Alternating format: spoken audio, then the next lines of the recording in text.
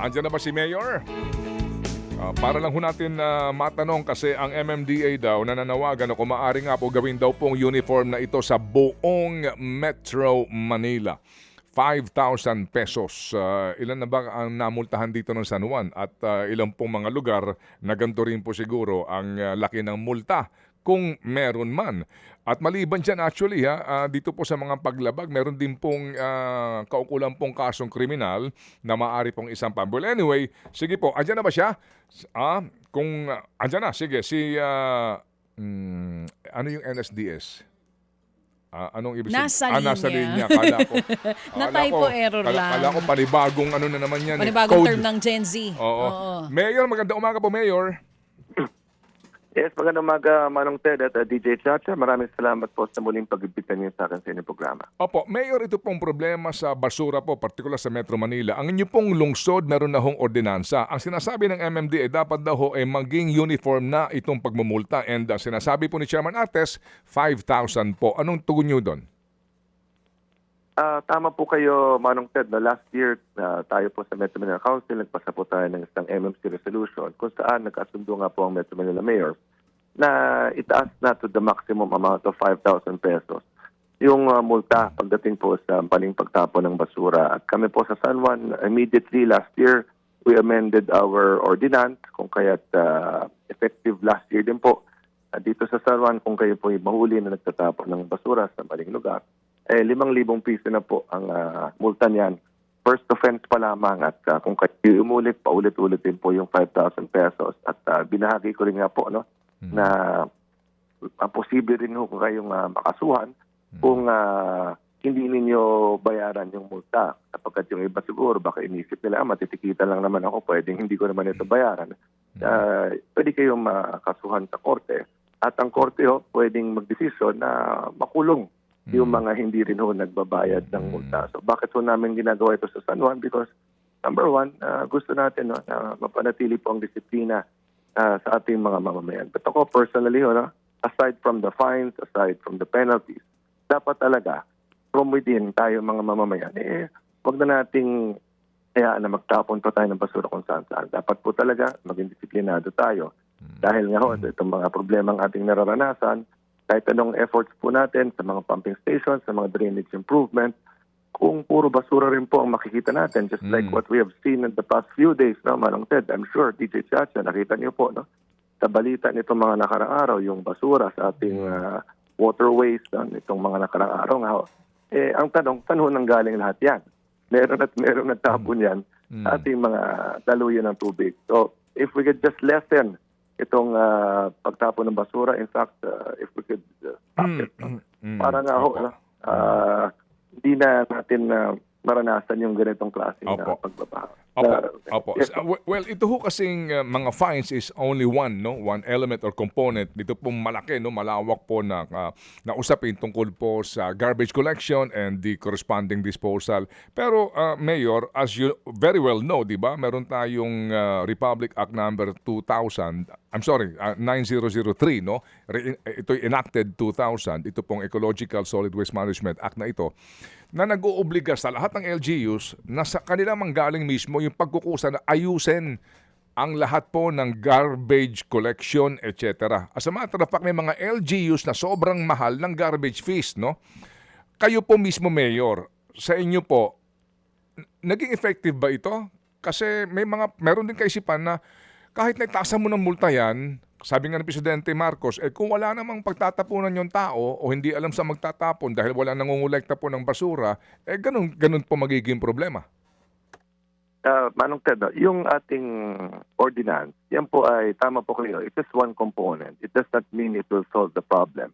But it is a deterrent to potential violators.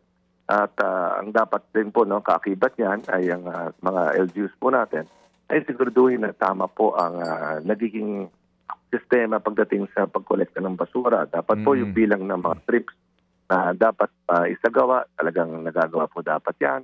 Yung oras na dadaan yung truck at again, yung oras ng pagdaan ng truck, dapat ang ating mga mamayan disiplinado rin sa oras ng paglabas ng basura. Kasi minsan kasi kung kailan dumaan na yung truck, saka lang din nila ilalabas yung basura at iiwan lang sa kalye. So again, ano ho to, no? Concerted effort. We really have to do our share, both our citizens and of course the local community. Opo. Para parehas po tayong merong responsibilidad dito. Oo. Sa Metro Manila po, Mayor, kasi alam ko ho naman na magmula nung bata kayo hanggang ngayon, yung pa rin na napapanood natin, di ba? Na video. Sorry, sir, ha? I mean, let's be pragmatic, di ba? Bata pa po tayo. Apa. Yan na po yung image na atin napapanood. Taon-taon na lang. Nakakaligtaan po pag walang baha, hindi po ba? Sa ngayon po, dito ho itong si Pangulong Marcos po may sinasabi na ito ho ay critical and meron na ho mga binabanggit na waste to energy na mga proseso na matagal daw ho bago maipatupad. Kayo po, once and for all, anong balak niyo ho for Metro Manila mayors dito?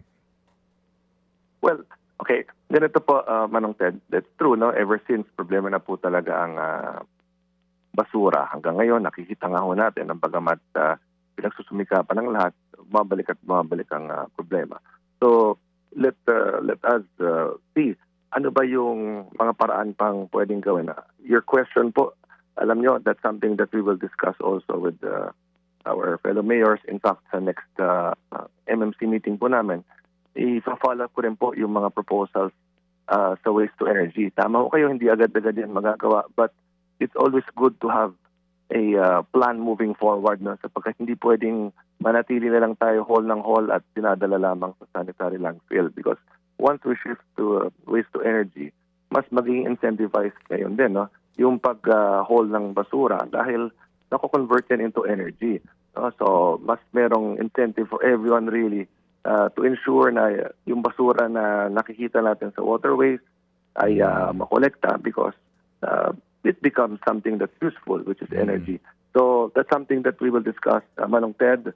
And again, kung ano pa yung mga pwedeng gawing hakbang with the national government na potentially makatulong po, no, gagawin natin yan. And if we really have to be stricter in terms of implementation, yan po na. That's something we will discuss in our next meeting, Manong Ted. At alam nyo, kami po bilang mga mayors, ang layunin naman namin ay mapanatiling malinis sa ating paligid talaga. But again, dapat effort po ang lahat. Hindi pwedeng iasa lang natin sa gobyerno, hindi rin pong pwedeng iasa lamang sa ating mga mamayan.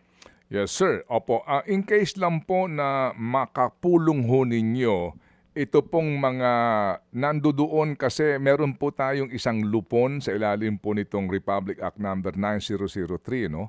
Doon po sa waste management natin, konseho ito itong council kung tawagin. Ito lang po, input mayor. Baka lang po sila matanong po kasi magmula noong year 2000, maniniwala ba kayo? Hanggang ngayon, yung hinihingi ng batas na listahan ng mga non-environmentally acceptable products, wala pa din. Matagal. Doon na lang po sa basic na yun Meron na pong question bakit hindi magawa-gawa yung listahan na yun? Inamin sa amin dati yan, may mga naglalabi na mga plastic manufacturers. Yun po ang sinasabi nung aming nakapanayam po noong pa man mismo na naging miyembro ng konsehong ito.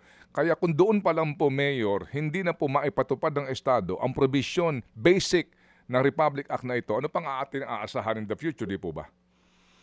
Yes, Manong Ted, I do not have a copy of this provision at the moment, but let me look into it po, no? And we will discuss po, paaral po natin sa susunod na pagpupulong po natin. Yes, sir. Yan po yung, ang tawag dyan, Mayor, ay NEAP, no? Non-Environmentally Acceptable Products. Under po yan. Dito po sa Ecological Solid Waste Management Act. Yan po ang sinasabi po ng marami. Kaya marami nakakakita ng plastic, no?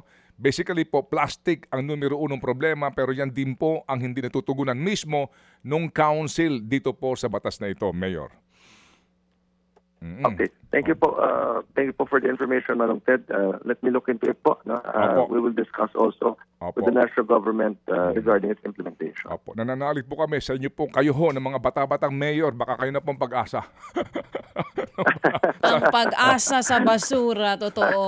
Na problemang matagal na. Opo. Salamat, Mayor. Mabuhay po. Thank you. Opo, maraming salamat din po. Tawag lang po pag may katanungan. Opo, thank you.